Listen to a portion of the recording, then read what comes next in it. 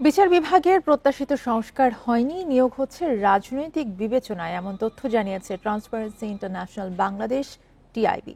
সকালে রাজধানী ধানমন্ডিতে নতুন বাংলাদেশ কর্তৃত্ব বা বাদী সরকার পতন পরবর্তী এক বছরের ওপর পর্যবেক্ষণ শীর্ষক গবেষণা প্রতিবেদনে এসব তথ্য তুলে ধরে টিআইবি।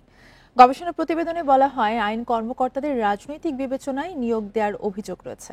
নিয়োগপ্রাপ্ত বিচারকদের দক্ষতা এবং অভিজ্ঞতার ঘাটতি রয়েছে। টিআইবি জানায়, কিছু কিছু ক্ষেত্রে তড়িঘড়ি করে বিচার সম্পন্ন করা হচ্ছে।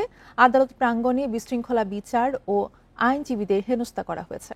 আইন শৃঙ্খলা পরিস্থিতি নিয়ে সংস্থাটি জানায়, পুলিশের দায়িত্ব পালনে অনাগ্রহ এবং বাহিনীটির পেশাদারিত্বের ঘাটতি রয়েছে। এছাড়া সুশাসনের ঘাটতির কথা উল্লেখ করে প্রতিবেদনে বলা হয়, দুর্নীতি দমন কমিশনের কাজে হস্তক্ষেপ করা হচ্ছে।